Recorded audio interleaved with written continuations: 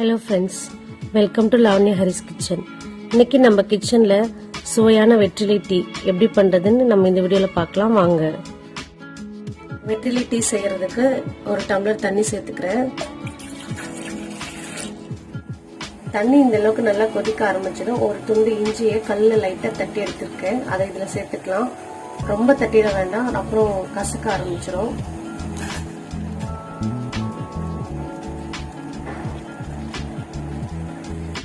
இஞ்சி சேர்த்துட்டு கொஞ்ச நேரம் கொதிக்க விட்டுறணும். கொதிச்சதுக்கு அப்புறம் இதுல நான் 2 வெத்தலை சேர்த்துக்கிறேன்.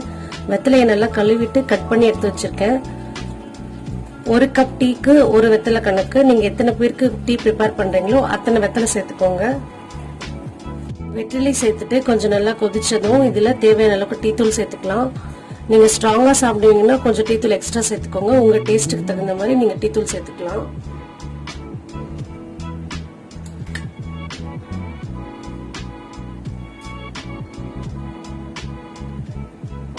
அடுத்ததா இதுல நான் எந்த டம்ளர்ல தண்ணி எடுத்திருக்கணும் அந்த சேம் டம்ளர்ல 1 டம்ளர் பால் சேர்த்துக்கிறேன்.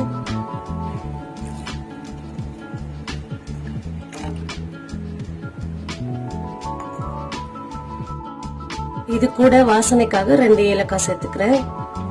எல்லாம் சேர்த்துட்டு நல்லா கொதிச்சு வரணும்.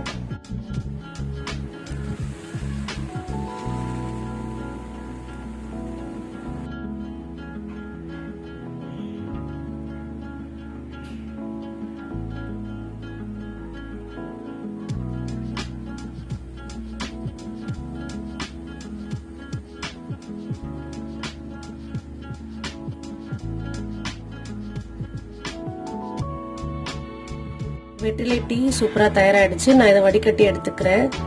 வெற்றிலை டீ வடிகட்டி எடுத்தாச்சு. இதுல நான் 1 ஸ்பூன் நாட்டு சக்கரை சேர்த்துக்கிறேன்.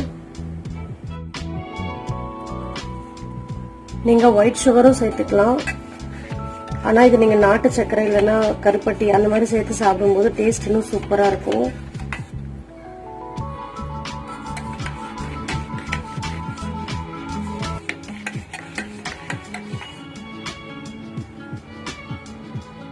கம்மன்னு ஆவி பறக்க வெற்றிலை டீ சூப்பரா ரெடி ஆயிடுச்சு.